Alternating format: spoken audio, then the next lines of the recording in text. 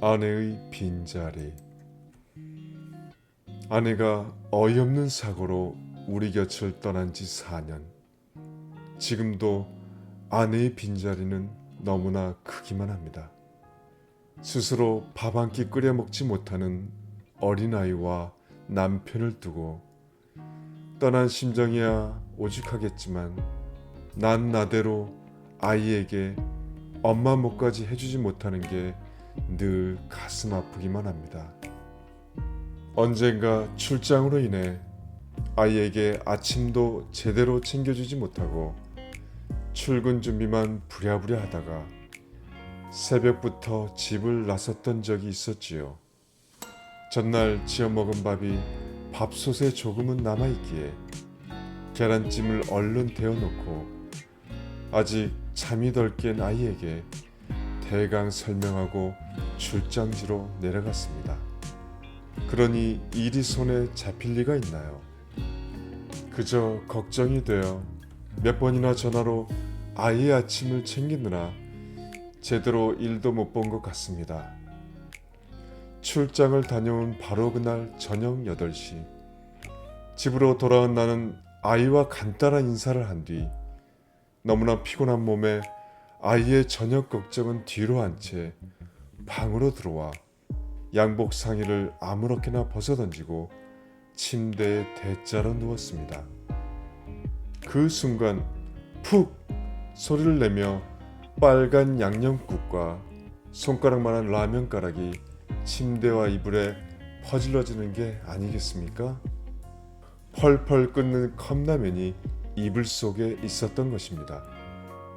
이게 무슨 일인가는 뒷전으로 하고 자기 방에서 동화책을 읽던 아이를 무작정 불러내어 옷걸이를 집어들고 아이의 장단지와 엉덩이를 마구 때렸습니다. 다른 때 같으면 그런 말은 안 했을 텐데 긴장이 있었던 탓으로 때리는 것을 멈추지 않고 있을 때 아들 녀석의 울음 섞인 몇 마디가 나의 매든 손을 멈추게 했습니다. 아들의 얘기로는 밥솥에 있던 밥은 아침에 다 먹었고 점심은 유치원에서 먹고 다시 저녁 때가 되어도 아빠가 오시질 않아 마침 싱크대 서랍에 있던 컵라면을 찾아냈다는 것입니다. 가스레인지 불을 함부로 켜서는 안 된다는 아빠의 말이 생각나서 보일러 온도를 목욕으로 누른 후 데워진 물을 컵라면에 붓고 하나는 자기가 먹고 하나는 출장 다녀온 아빠에게 드리려고 라면이 식을까봐 내 침대 이불 속에 넣어두었다는 것입니다. 그럼 왜 그런 얘기를 진작 안 했냐고 물었더니 제 딴엔 출장 다녀온 아빠가 반가운 나머지 깜빡 잊어버렸다는 것입니다. 아들 앞에서 눈물을 보이는 것이 싫어 화장실로 뛰어들어간 저는 수돗물을 크게 틀어놓고 엉엉 소리내어 울었습니다. 한참이나 그러다가 정신을 차리고 나와서는 우는 아이를 달래 약을 발라주고 잠을 재웠습니다. 라면에 더러워진 침대보와 이불을 치우고 아이 방을 열어보니 얼마나 아팠으면 잠자리 속에서도 흐느끼지 뭡니까? 정말이지 아내가 떠나고 난 자리는 너무 크기만 해서 앞으로 어떻게 살아야 할지 나는 그저 오랫동안 문에 머리를 박고 서 있어야 했습니다. 아내가 우리 곁을 떠난 지 이제 5년. 이제는 아내의 빈자리가 느껴지지 않을 만도 한데 아직도 아내의 자리는 너무나 크기만 합니다. 1년 전에 아이와 그 일이 있고 난 후 난 나대로 아이에게 엄마의 몫까지 더욱더 신경을 쓰기 위해 많은 노력을 했습니다. 아이도 나의 걱정과는 달리 티 없고 맑게 커가는 것 같아서 아이에게 정말로 고맙다는 생각을 했습니다. 아이의 나이 이제 7살. 얼마 후면 유치원을 졸업하고 내년부터는 학교를 갑니다. 그동안 아이에게 또 한 차례 매를 들었습니다. 어느 날 유치원에서 전화가 오더군요. 아이가 그날 유치원을 오지 않았다는 것이었습니다. 너무나 떨리는 마음에 회사를 조퇴하고 바로 집으로 와서 아이를 찾아봤지만 아이의 모습은 보이지 않았습니다. 아이의 이름을 부르며 온 동네가 떠나갈 정도로 애타게 아이를 찾았습니다. 그런데 그놈이 놀이터에서 혼자 신나게 놀고 있더군요. 너무나도 아이에게 화가 나서 집으로 온 후 아이에게 매를 들었습니다. 그런데 아이는 단 한 차례 변명도 하지 않고 잘못을 빌더군요. 나중에 안 사실이지만 그날은 유치원에서 부모님을 모셔놓고 재롱잔치를 한 날이라고 했습니다. 그 일이 있고 며칠 후 아이는 유치원에서 글을 배웠다고 너무나도 기뻐하는 모습으로 집으로 들어왔습니다. 그리고 그날부터 아이는 저녁만 되면 자기 방에서 꼼짝하지 않고 글을 써대는 것이었습니다.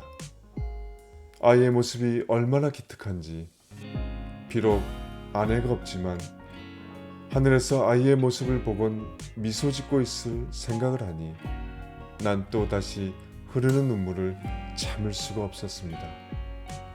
그렇게 1년 정도의 시간이 흐르고 겨울이 되고 거리에는 크리스마스 캐롤송이 흘러나올 때쯤 아이가 또 한 차례 일을 저질렀습니다. 그날 회사에서 퇴근 준비를 하고 있는데 누군가가 나를 찾는다고 전화를 했습니다. 그 전화는 우리 동네의 우체국 출장소였는데 우리 아이가 우체통에 주소도 쓰지 않고 우표도 붙이지 않은 편지 300여 통을 넣는 바람에 가장 바쁜 연말에 우체국 업무에 막대한 지장을 끼친다고 전화가 온 것이었습니다. 서둘러 집으로 간 나는 아이가 또 일을 저질렀다는 생각에 아이를 불러놓고 다시는 들지 않으려던 매를 또다시 들었습니다. 하지만 이번에는 아이는 변명도 하지 않고 잘못했다는 소리뿐. 아이가 그렇게 맞는데도 변명을 하지 않자 난 아이를 때리는 것을 그만두고 우체국에 가서 편지를 받아왔습니다. 편지를 가지고 온 후 아이를 불러놓고 도대체 왜 이런 일을 했느냐고 물어보았습니다. 그러자 아이가 울먹이는 목소리로 대답하더군요.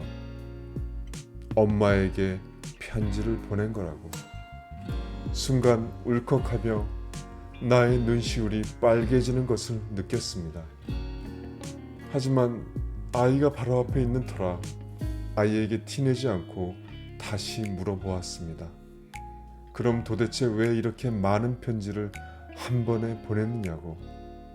그러자 아이는 그동안 편지를 계속 써왔는데 우체통에 턱이 높아서 자기의 키가 닿지 않아 써오기만 하다가 요즘 들어 다시 재보니 우체통 입구에 손이 닿길래 여태까지 써왔던 편지를 한꺼번에 다 넣은 것이라고 하더군요.